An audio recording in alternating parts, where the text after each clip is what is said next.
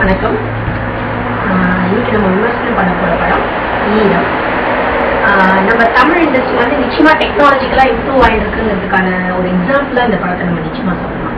ஏன்னா Tamil technicians definitely guarantee that they will do wonders. அதுல ஒன்றும் டவுட் இல்லை. ஏன்னா வந்து நிறைய கமர்ஷியல் ஃபிலிம்ஸ் வந்துருக்கு. அஃப்கோர்ஸ் அதை அக்ரி பண்றோம். ஏன்னா ரொம்ப மசாலா படம் மாதிரி நோ என்டர்டைன்மெண்ட் மூவிஸ் வந்து இருக்கு. பட் இருந்தாலும் இந்த மாதிரி ஈரம் மாதிரி மூவிஸ் தான் வந்து டெஃபினட்டா நம்ம தமிழ் ஆடியன்ஸ் வந்து இந்த மாதிரி படங்கள் எல்லாம் ஓட வைக்கும்போதுன்னா தமிழ் இண்டஸ்ட்ரி வந்து அடுத்த லெவலுக்கு இம்ப்ரூவ் ஆகும் அப்படின்னு வந்து சொல்லி ஆசைப்படுற விஷயம்.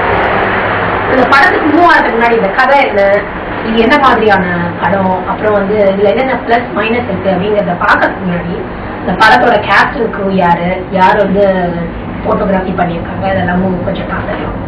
இந்த படத்தை வந்து ப்ரொடியூஸ் பண்ணியிருக்கிறது எஸ் பிக்சர்ஸ் யாருன்னு உங்க எல்லாருக்குமே தெரியும். சங்கரோட ப்ரொடக்ஷன்.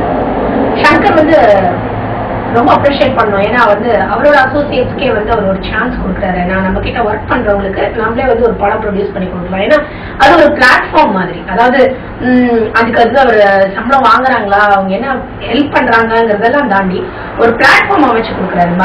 பாலாஜி சக்திவேலுக்கு ஒரு காதல், வசந்த பாலனுக்கு ஒரு வெயில், அது மாதிரி வகையில வந்து இந்த படம் அறிவழகன் வந்து அவரோட அசோசியேட். ஸோ அவருக்கு வந்து ஒரு சூப்பர் பிளாட்ஃபார்ம் அப்படின்னு நிச்சயமா சொல்லலாம். ஸோ இது வந்து எஸ் பிக்சர்ஸோட ப்ரொடக்ஷன். அப்புறம் வந்து இந்த படத்தை இயக்கியிருக்கவர் அறிவழகன். முதல்ல சொன்ன நான் அறிவழகன் வந்து சங்கரோட அசோசியேட். அவரோட நிறைய படங்கள் முதல்வன் அப்புறம் 2-3 படங்கள் அவர் டேரக்டர் அசோசியேட் ஒர்க் பண்ணி இந்த படம் அவர் இயக்கணும் அப்படின்னு சொன்னப்போ எனக்கு அறிவழகன் பேர் பார்க்கும்போது நான் கூட பெரிய ஹோப் வைக்கல. நான் வந்து அஸ் அன் ஆடியன்ஸ் நான் சொல்றேன் ஒரு பெரிய ஹோப் இல்லை, என்ன பெரிய டிஃப்ரெண்டா இருக்க போகுது அப்படின்னு. பட் ரொம்ப நல்லா பண்ணியிருக்காரு அறிவழகன்.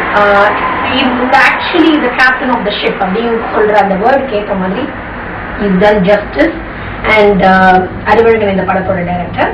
இந்த படத்துல நடிச்சிருக்கவங்க ஆதி வந்து மிருகம் அப்படின்னு ஒரு படத்துல, மிருகம்னு இந்த எய்ட்ஸ் பேஸ்ட் மூவி ஒன்று வந்தது, அதுல வந்து ஹீரோவா பண்ணியிருந்தாரு. அந்த படத்துல நீங்க அவரை பாத்தீங்கன்னா அவர் தான் இவருன்னு உங்களுக்கு தெரியாது. ஏன்னா இதுல வந்து ரொம்ப ரொம்ப பிளசண்டா இருக்காரு. அவர் வந்து ஒரு காப்பா வராரு, ஒரு போலீஸா வராரு.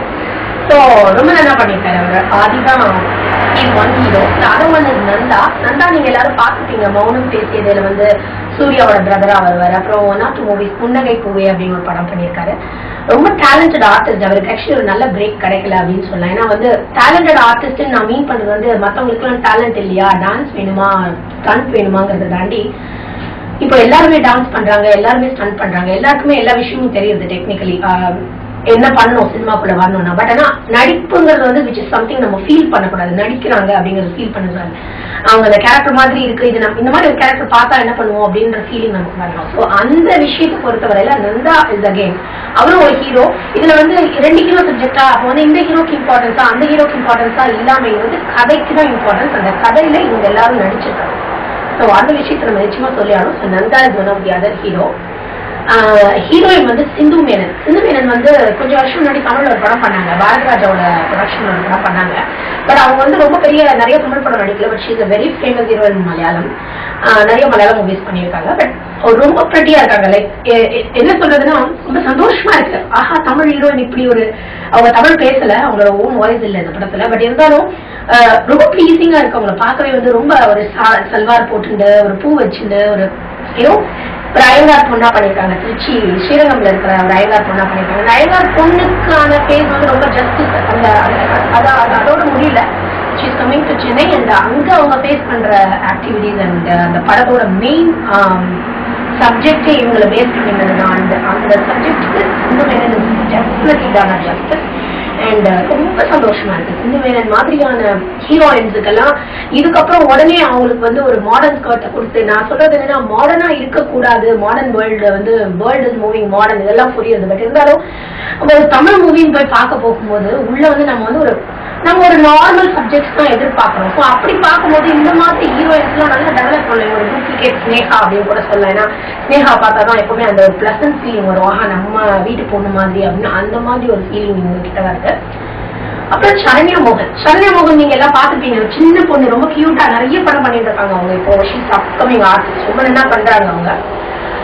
அவங்க வந்து என்னன்னா இந்த படத்துல அவங்களுக்கு ஒரு முக்கியமான ரோல் இருக்கு. முக்கியமான ரோல்னா அவங்க அந்த படம் ஃபுல்லா வரல, அந்த படம் ஃபுல்லா ஃப்ரேம்ல இல்ல அவங்க. பட் ஆனா அவங்க பண்ற அந்த ஃபியூ சீன்ஸ் வந்து டெஃபினெட்லி அப்ரிஷியேட் பண்ணலாம். ஏன்னா வந்து அதை நான் உங்களுக்கு கதை வரும்போது நான் அதை பத்தி என்ன அந்த கேரக்டரோட முக்கியத்துவம் என்னன்னு நான் சொல்றேன். பட் இவங்க எல்லாம் கேஸ்ட் அண்ட் குரூப். இந்த படத்தோட இசையமைப்பாளர் வந்து தரன் அப்படின்னு, அதாவது சாய் அப்படின்னு ஒரு கேரக்டர் பண்ணியிருந்தாரு. அவர் வந்து இந்த பாய்ஸ் படத்துல 5 பாய்ஸ்ல அவரும் ஒரு பாயா பண்ணியிருந்தாரு. ஸோ அவர் வந்து இந்த படத்துல மியூசிக் பண்ணியிருக்காரு. அவரோட ரீரெக்கார்டிங் பத்தி நிச்சயமா நம்ம சொல்லணும். நம்ம அந்த விமர்சனத்துல உள்ள இறங்கும்போது நிச்சயமா அதை பத்தி நம்ம மென்ஷன் பண்ணலாம். அதுக்கப்புறம் வந்து photography is done by Manoj Paramahamsa அப்படின்னு ஒருத்தர் பண்ணியிருக்காரு. மனோஜ் பரமஹம்சா வந்து நிறைய படம் பண்ணியிருக்காரு. அவர் பண்ண படத்தெல்லாம் கேட்டீங்கன்னா ரொம்ப சிம்பிளா இருக்கு. என்னடா அது இந்த மாதிரி படத்துக்கு போட்டோகிராஃபி பண்ணவர் வந்து இந்த படத்துக்கு போட்டோகிராஃபி. பட் அது இல்லை, இந்த கதைக்கு என்ன தேவையோ இந்த கதையோட மெயின் விஷயமே ஒரு போட்டோகிராஃபி தான் அப்படிங்கிறது. ஏன்னா போட்டோகிராஃபி இல்லைன்னா இந்த படம் இல்லை அப்படின்னு கூட சொல்லுவோம்.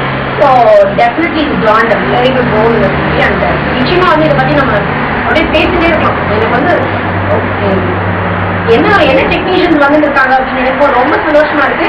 அண்ட் இது மாதிரி ஆளுங்களெல்லாம் அப்ரிஷியேட் பண்ணி இந்த மாதிரி ஸ்டோரி லைன்ஸ்லாம் நிறைய வரணும் அப்படிங்கிறது தான் என்னோட இல்லை தமிழ் ஆடியன்ஸோட ரெக்வஸ்ட். அதனால அதை நம்ம நிச்சயமா எதிர்பார்ப்போம். வரப்படும்